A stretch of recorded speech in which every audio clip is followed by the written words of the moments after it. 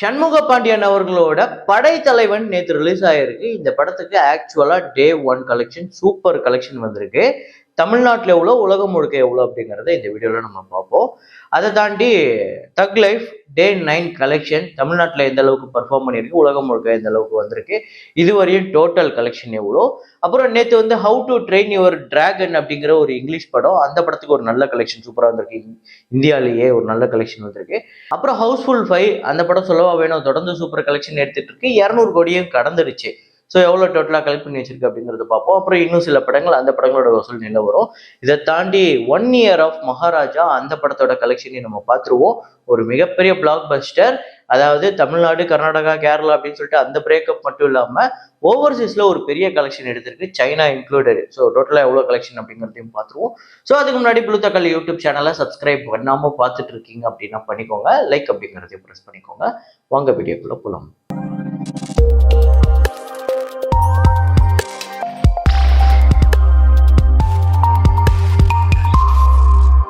நேற்று வீடியோவில் நான் ஒரு ஃப்ரேம் ஒன்று வச்சுருந்தேன். இப்போ நான் ஸ்க்ரீனில் காட்டுறேன். இதை தான் ஃப்ரேமாக வச்சுருந்தேன். ஆக்சுவலாக இது என்ன படம் அப்படிங்கிறது உங்களுக்கு நல்லாவே தெரியும்.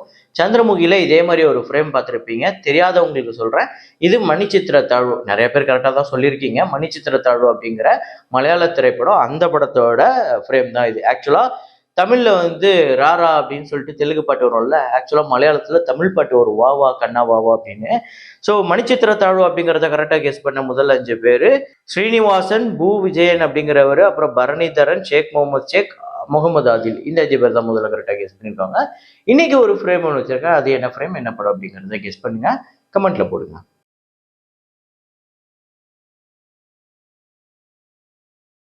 ஃபைனல் டெஸ்டினேஷன் 6th பார்ட் 30வது நாள் இந்தியாவில் 25 லட்சம். டோட்டலாக இந்த படம் இந்தியாவில் மட்டுமே 71 கோடியே 80 லட்சம். உலகம் முழுக்க $260.6 மில்லியன் $, 2240 கோடி கிட்ட வருது.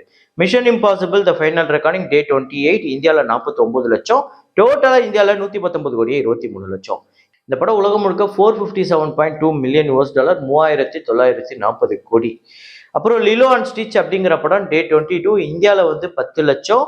டோட்டலாக இந்தியாவில் இந்த படம் வந்து 9 கோடியே 10 லட்சம். வேர்ல்டு வைடு பார்த்தீங்க அப்படின்னா 810 மில்லியன், 810.5 மில்லியன் $, 6900 கோடிக்கு மேலே, 6990 கோடி கிட்ட வருது, 7000 கோடி கிட்ட வருதுன்னு வச்சுக்கோங்களேன். அப்புறம் நேற்று வந்து how to train your dragon அப்படிங்கிற படம் ரிலீஸ் ஆயிருக்கு. இந்தியாவில் சூப்பர் கலெக்ஷன் வந்திருக்கு. இந்தியாவில் 4 கோடி 87 லட்சம் இந்த படம் வந்து கலெக்ட் பண்ணியிருக்கு.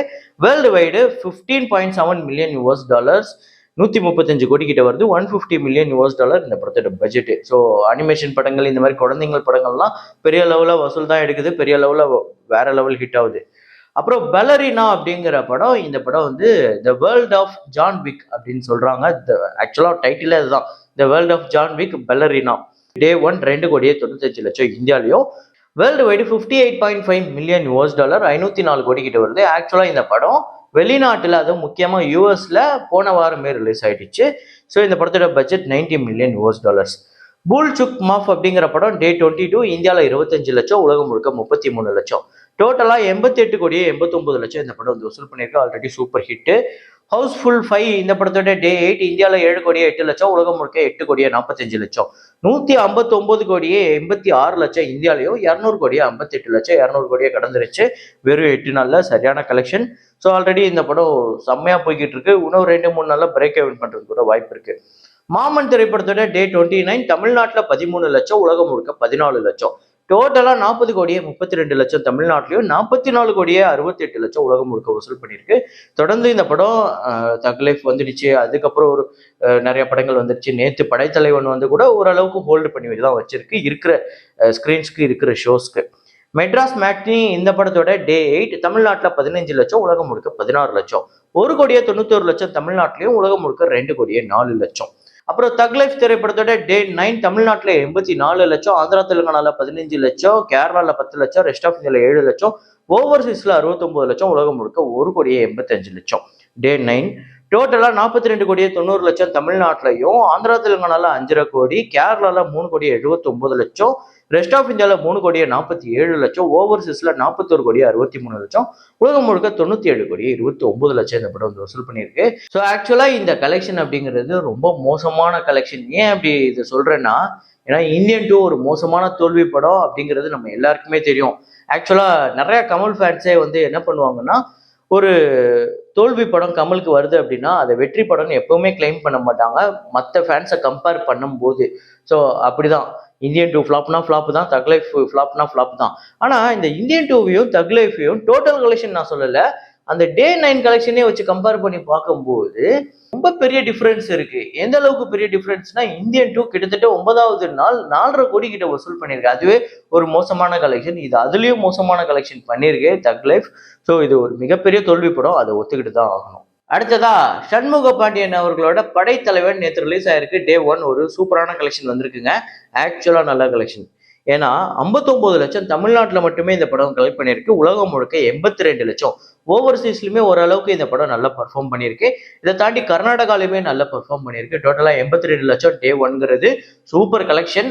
டே 2 டே 3 எப்படி வரப்போகுது அப்படின்னு நம்ம விசாரிக்கும் போது ஆக்சுவலா இது வரப்போற நாட்களையுமே நல்லா வரப்போகுது அப்படின்னு தான் சொல்றாங்க. இந்த படம் ஒரு வேளை நீங்க பாத்துட்டீங்கன்னா உங்களுக்கு எப்படி இருக்கு அப்படிங்கறத சொல்லுங்க. அப்புறம் விஜயகாந்த் அவர்களோட அந்த ஏஐல ஒரு டெக்னாலஜி யூஸ் பண்ணி அவர் வந்து நம்ம கேப்டன் விஜயகாந்த் வர மாதிரி ஒன்று பண்ணியிருக்காங்க. அது தேட்டர்ல எப்படி இருக்கு அப்படிங்கிறதையும் கமெண்ட்ல போடுங்க. ஸோ இந்த படத்தோட பட்ஜெட் 5,50 கோடி. 1 இயர் ஆஃப் மகாராஜா இந்த படம் பண்ண சாதனை அப்படிங்கிறது ரீசெண்ட் டைம்ல வேற எந்த படமும் பண்ணல அப்படின்னு தான் நான் நினைக்கிறேன். ஏன் அப்படி சொல்றேன்னா, வசூல சொல்லலை.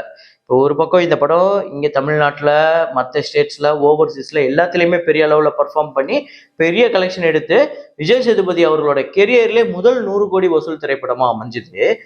அதுக்கப்புறம் நெட்ஃப்ளிக்ஸ்லயும் வந்து இந்த படம் ஒரு பெரிய சம்பவம் பண்ணுச்சு. அதாவது கிட்டத்தட்ட குளோபலி டாப் 10ல இருந்ததுன்னு நினைக்கிறேன். இந்தியா லெவல்ல ரொம்ப நாளா இந்த படம் நம்பர் 1லயே இருந்தது. ஸோ அந்த அளவுக்கு இந்த படம் நெட்ஃப்ளிக்ஸ் ஓடிடிலையுமே பெரிய சம்பவம் பண்ணிச்சு. எல்லா லாங்குவேஜ்காரங்களுமே இந்த படத்தை பயங்கரமா ரசிச்சாங்க. பயங்கரமா வேற வேற லாங்குவேஜ், வேற வேற இண்டஸ்ட்ரியில இருக்கக்கூடியவங்க, வேற நாட்டில் இருக்கக்கூடியவங்கலாம் இந்த படத்தை பெரிய அளவுல ஸ்லாகிச்சு பேசினாங்க. பெரிய அளவுல இந்த படத்துக்கு ரிவ்யூ எழுதப்பட்டது, பெரிய அளவுல ரைட் அப் எழுதப்பட்டது. ஸோ கண்டிப்பா தமிழ் சினிமாவோட ஒரு முக்கியமான ஒரு ஐகானிக் ஃபிலிம் அப்படின்னு நம்ம சில படங்களை சொல்லுவோம்ல, அப்படி ஒரு படம் கண்டிப்பா மகாராஜா. அதுல எந்த மாற்று கருத்துமே இல்லை. அதுக்கப்புறம் சைனாலையும் ரிலீஸ் பண்ணி ஒரு மிகப்பெரிய வசூல் எடுத்தது. அதாவது சைனால இந்த படம் பண்ண கலெக்ஷன் 2018க்கு அப்புறம் இதுதான் ஹையஸ்ட் கிராசர் சைனால இந்தியன் ஃபிலிம் அப்படின்னு சொல்றாங்க. அந்த அளவுக்கு ஒரு பெரிய வசூல் எடுத்திருக்கு. ஸோ டோட்டலா இந்த படம் எவ்வளவு எடுத்திருக்கு தமிழ்நாட்டில் அப்படின்னு பாத்தீங்கன்னா 48,65,00,000, ஆந்திரா தெலுங்கானால 18,50,00,000, கர்நாடகால 7,55,00,000, கேரளால 7,77,00,000, ரெஸ்ட் ஆஃப் இந்தியால 1,15,00,000, ஓவர்சீஸ்ல 118,78,00,000. இது சைனா கலெக்ஷனோட இன்க்ளூட் பண்ணி. ஆக்சுவலா சைனா இல்லாம ஒரு 26 கோடி கிட்ட ஓவர்சீஸ்ல கலெக்ட் பண்ணியிருக்கு. டோட்டலா உலகம் முழுக்க 202,40,00,000. ஃபர்ஸ்ட் 100 crore மட்டும் இல்ல, ஃபர்ஸ்ட் 200 crore இந்த படமா தான் அமைஞ்சிருக்கு. பட்ஜெட் 30 கோடி. தியேட்டரிக்கல் ரைட்ஸ் 18,50,00,000 போயிருந்தது. 57 கோடிக்கு மேல ஷேர். ஆக்சுவலா இந்த ஷேர்ல வந்து சைனாவோட ஷேர் இன்க்ளூட் இல்லை. ஏன்னா அந்த டேர்ம்ஸ் எப்படி, அதோட ஷேர் டீடைல்ஸ்லாம் நம்மளுக்கு தெரியாது. இது வெறும் அந்த சைனா கலெக்ஷன் இல்லாம வெறும் 107 கோடி 108 கோடி வசூல் இருக்குல்ல, அதுக்கான ஷேர் மட்டும்தான். அந்த ஷேர்லயே இது ஒரு மிகப்பெரிய பிளாக் பஸ்டர். ஸோ இந்த படம் உங்க எத்தனை பேருக்கு ஃபேவரட், எத்தனை முறை பார்த்துட்டீங்க அப்படிங்கிறத கமெண்ட்ல போடுங்க. இதே மாதிரி ஒரு வீடியோல இதே மாதிரி கலெக்ஷன் ரிப்போர்ட்ல மீண்டும் நான் உங்களை சந்திக்கிறேன். Signing off Rahman.